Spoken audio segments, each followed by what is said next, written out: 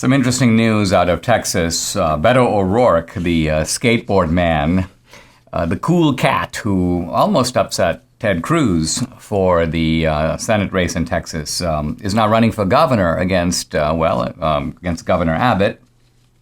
And he's down 8 points in the polls.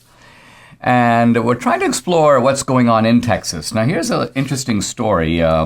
Texas Democrat named Ryan Gillen, who's from the south part of Texas. Debbie understands that part of the country better than I do.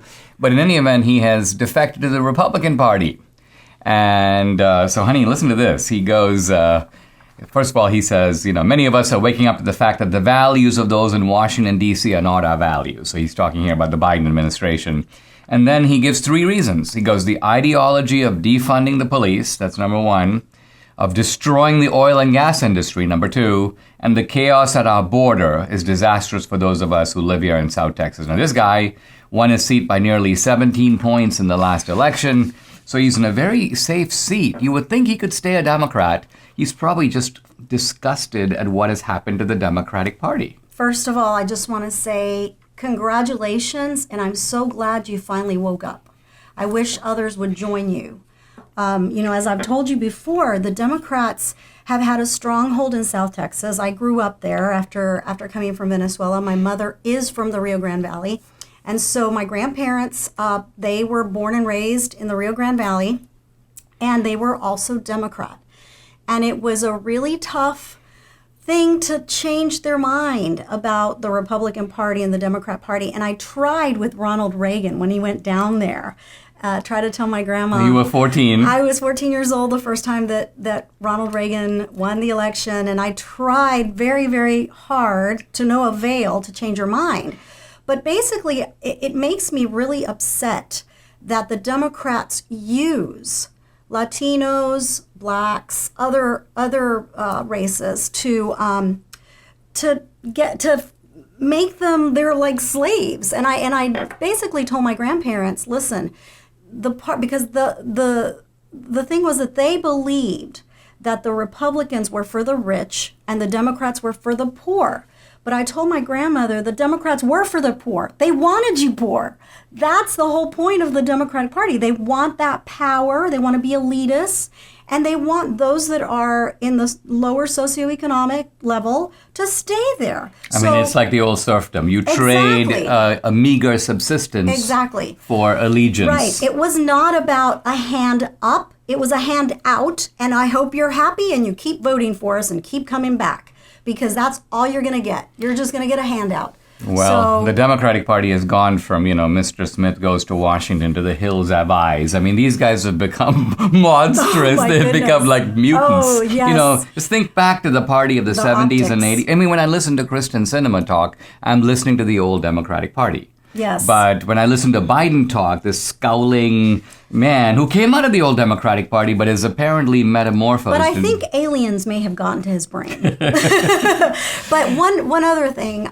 So I'm really happy that Democrat Ryan Gillen changed over. I would like to make a plea that more do so. And one in particular is Senator Lucio from Brownsville. And we're family friends. He was best friends with my uncle Noel, and he knows very well the connection there. But I would really like to make a plea for him to do the same thing. He's pro-life, pro-family. There's no reason in the world why he should be a Democrat. Well, let's address his reason for staying a Democrat. He thinks that the Democrats are the party of the welfare state. And I think it's important to convey that Republicans aren't against helping people. The main difference is that Republicans are for the government playing a role in which the government is enabling you to become independent, enabling you to climb up the ladder. And that's the difference. Hand out instead of hand up. That way you get to make your own decision on how you want to spend your money and perhaps even do better for yourself. Let's turn to another story. This is actually out of Florida. A family is fighting. They're in appellate court to try to administer ivermectin to their family member. And this old guy, Daniel Pisano, 70 years old, He's not old. That would make us old. Honey, he's on a ventilator at Jacksonville Hospital.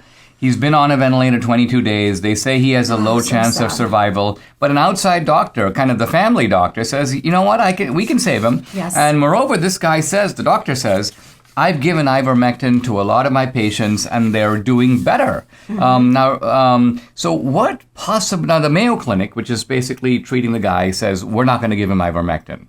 Because it's not, I guess they consider it not an approved treatment. It's not the protocol for treating COVID. Right. Yes. Now, they might consider it to be some sort of experimental drug, but it's important to note that there are about 90 peer-reviewed studies on ivermectin. The drug's efficacy is not really in question, and it is approved by the FDA. This is not like ivermectin. For some uses, yes. Yeah. Okay, but for to that point, nothing, and I mean nothing, is proven for this virus, it's right? A novel. Everything is novel for this virus.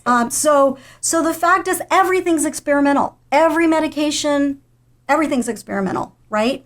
So, and it has helped people. And I have to say, on a personal note, my mom, who got COVID, is on ivermectin, and she's doing very, very well. She didn't have to go to the hospital or anything. So, again, I think that this is ridiculous that we are in a point in this country where some people are begging to try other methods, because think about it. If the patient is already dying or very close to dying, then why not try something that could save him?